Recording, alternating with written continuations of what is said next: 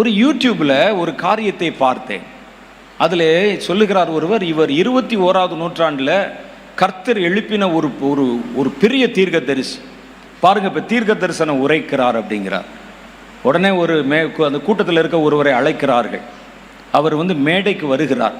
அவர் எப்படியே கொஞ்ச நேரம் உற்று பார்க்கிறார். பார்த்துட்டு சொல்றார், உன் பேர் இதுவா, ராமசாமியா அப்படின்னு கேட்கிறார். ஆமாங்க அப்படிங்கிறார் அவர். உடனே எல்லாம் கைதட்டுங்க. பக்கத்தில் ஒருத்தர் கமெண்ட்ரி கொடுக்குறவர், எல்லாம் கைதட்டுங்க, கர்த்தர் பேசுகிறார். அப்புறம் கொஞ்ச நேரம் கழிச்சு அப்படியே கொஞ்ச நேரம், இது உண்மையிலேயே நான் பார்த்தேன், நீங்கள் கூட பார்க்கலாம் யூடியூப்ல. பார்த்துட்டு உடனே சொன்னார், அடுத்து உனக்கு ஆந்திரா பேங்க்ல அக்கௌண்ட் இருக்குதா அப்படின்னு கேட்டார். உடனே ஆமாம் இருக்குது, 2 அக்கௌண்ட் இருக்குது. உடனே இவர் இங்கே கமெண்ட்ரி கொடுக்குறவர், பாருங்கள் கர்த்தர் பேசுகிறார், ஆந்திரா பேங்க்ல அக்கௌண்ட் இருக்குதான், கர்த்தர் கரெக்டாக பேசி விட்டார். எல்லாம் கைதட்டுங்க. ஜனங்கள் கைதட்டுறாங்க, சிலர் கீழே கூட விழுறாங்க உணர்ச்சி வசப்பட்டு. அடுத்து 3வது அவரை பார்க்கிறார். உனக்கு 3 பிள்ளைகள், 3 பிள்ளைகள் அப்படின்னா 3 பெண் பிள்ளைகள். ஆமாங்க 3 பெண் பிள்ளைகள். உடனே எல்லாம் கைதட்டாங்க.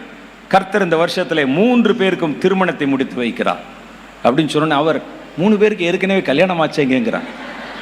சொன்ன உடனே வாயை பற்றி தூக்கிட்டு போயிட்டாங்க. பீம் பாய்ஸ் 4 பேர். நான் பார்த்து எனக்கு ஆச்சரியம். அவர் பேர் ராமசாமின்னு அவருக்கு தெரியாதா? இப்போ என்னை கூப்பிட்டு உன் பேர் வின்சென்ட் செல்வகுமாரன் எனக்கு தெரியுமா தெரியாதா? இதில் என்ன வெளிப்பாடு இருக்கிறது? உனக்கு ஆந்திரா பேங்க்ல அக்கௌண்ட் இருக்கிறது, அவருக்கு ஆந்திரா பேங்க்ல அக்கௌண்ட் இருக்கிறது அவருக்கு தெரியாதா? இவருக்கு தெரியாமல் இருக்கலாம், அவருக்கு தெரியும்ல, அவர் தானே வச்சிருக்கிறாரு. உனக்கு 3 பிள்ளைகள், அவருக்கு 3 பிள்ளை இருக்கிறது அவருக்கு தெரியாதா? இதில் என்ன வெளிப்படுத்துகிறீர்கள்? நீங்கள் என்ன சொல்ல வருகிறீர்கள்? அப்போ இது அல்ல. நம்ம இதெல்லாம் புறம்பாக்கி சத்துரு என்ன செய்வான்னா, தீர்க்கதரிசிகள் எழும்ப போகிற காலத்துக்கு முன்னால ஜனங்கள், வெகுஜனத்தின் மனதிலே தீர்க்க தரிசனங்களை குறித்த ஒரு தப்பான எண்ணத்தை பரப்புவதற்கு இப்படிப்பட்ட மனிதர்களை எழுப்பி ஒரு கேலி பொருளாக மாற்றி நாளடைவில் யாருமே தீர்க்க தரிசனத்தை நம்ப முடியாம கொண்டு வந்து நிறுத்தி, கர்த்தர் உண்மையிலேயே தீர்க்க தரிசன அபிஷேகத்தை இறக்கும் போது ஜனங்கள் அதை எள்ளி நகையாடும் அளவுக்கு கொண்டு வந்து நிறுத்துவதற்கு சாத்தானுடைய தந்திரத்தில் ஒன்று.